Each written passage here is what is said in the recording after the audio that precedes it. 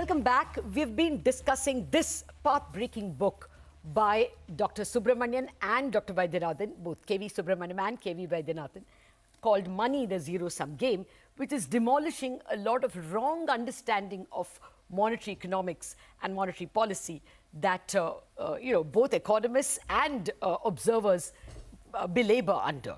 I've been speaking with Dr. Subramanian, one of the authors of this book. I guess all of you are familiar, former chief economic advisor.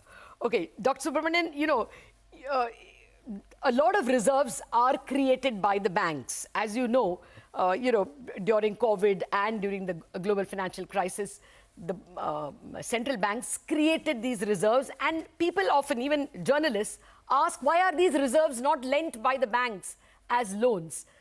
Can you tell us why the two are related or not related?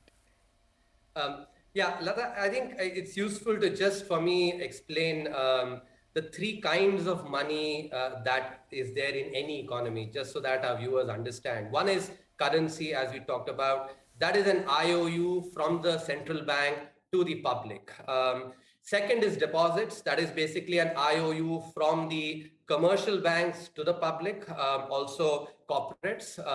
And third is what is called reserves. These are basically deposits, effectively deposits that banks keep with the central bank. So it is actually, an IOU from the central bank to the banks. Now, the notion that actually has prevailed and has led to a lot of unconventional monetary policy, especially after the global financial crisis, is that increasing the reserves in the banking system can actually enhance lending, the lending by the banks. And what we point out in the book that is actually not quite right. Both conceptually and with evidence, and that is something that trend runs through everywhere. Yeah. We actually all predictions. We conceptually argue it and then provide very careful evidence for it as well. So let's understand conceptually now this notion that reserves can actually substitute for loans should not depend on the number of banks in an economy, right? So just to understand, let's take the situation where suppose there are only two banks. For example, let's say I bank with State Bank of India and you bank with ICICI Bank. Now I basically approach ICICI Bank for a loan of 1 lakh. What does ICICI Bank do? It basically gives me that 1 lakh loan, credits it to my account, and thereby my deposit goes up by 1 lakh. I write a check to you actually and address it to Lata Venkatesh, and you go and deposit it in the State Bank of India. Now when the Reserve Bank basically nets out, what does it do? It basically will decrease the reserves of ICICI, decrease the reserves of SBI, and increase the reserves of ICICI, because you are the one who's the recipient of that money. Now, this basically creates the optical illusion, because when you look at SBI, what has happened? I've gotten a loan, so SBI has given a loan of 1 lakh, but reserves have basically come down by 1 lakh, and that creates this optical illusion. How do we understand that? Let's look at the situation where suppose there is only one bank in the economy, just State Bank of India, right? Now, in this case, after having got that 1 lakh loan, if I write a check to you, you also have a bank account only with State Bank of India. That is I've just passed a parcel, from me to you. State Bank of India does not have to go to the Reserve Bank to actually settle this. In this case, there is actually no change in reserves at all. I think that clearly illustrates how the notion that reserves actually, substitute or, can create bank loans is an optical illusion. When you start thinking deeply about it, it basically is not correct. Now, look at the evidence. If you look at the global financial crisis, the reserves in the United States, for instance, increased from $15 million in December 2007 to about 2.5 billion in December 2013. So this is over a 6-year period.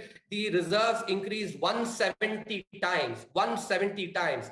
Now, what happened to bank loans? Bank loans actually declined, from 8 trillion to 7 trillion. So that tells you again, this is basically not working.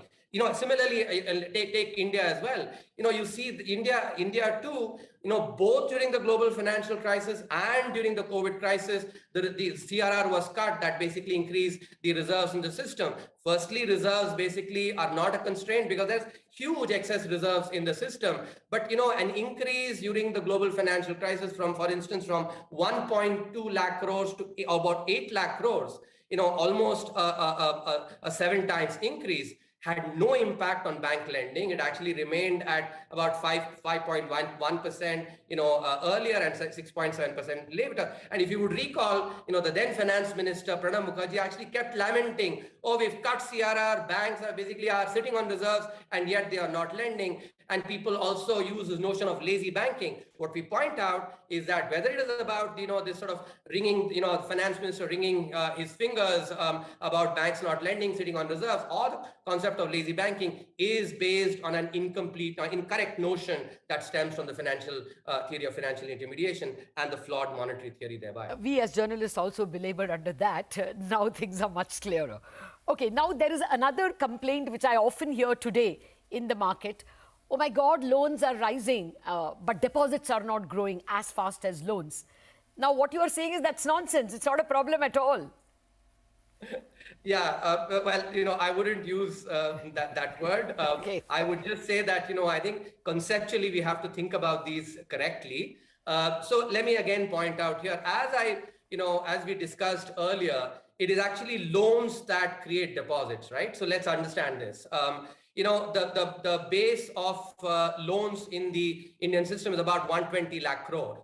Suppose there is a 5% increase in lending, that translates into 6 lakh crore. A 6 lakh crore increase in loans should be an identical increase of 6 lakh crores in the deposits, right? That is what loans create deposits.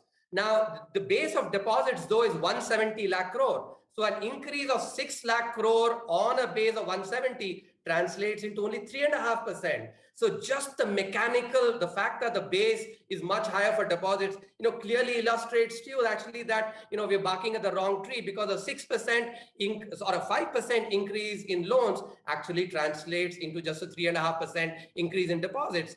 And, more importantly, from a conceptual perspective, as we've shown clearly, is that it is loans that create deposits. This thought that deposits constrain loans is based on the theory of financial intermediation, which basically treats banks as just passing the parcel. Okay. A final question, since we're running out of time.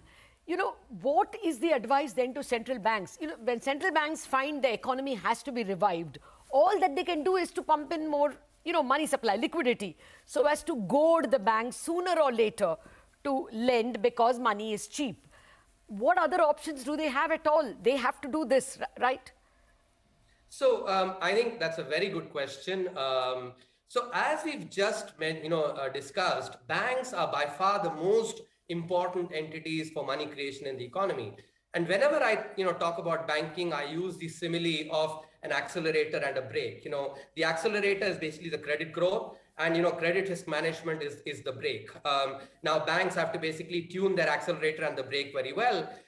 One of the key points that comes across in what can the central bank do? Central bank, as the banking sector regulator, can actually work both on banking sector regulation and supervision of the banking sector. So banking supervision and banking regulation, to make sure that the incentives are so that banks are basically tuning their accelerator and the brake very well.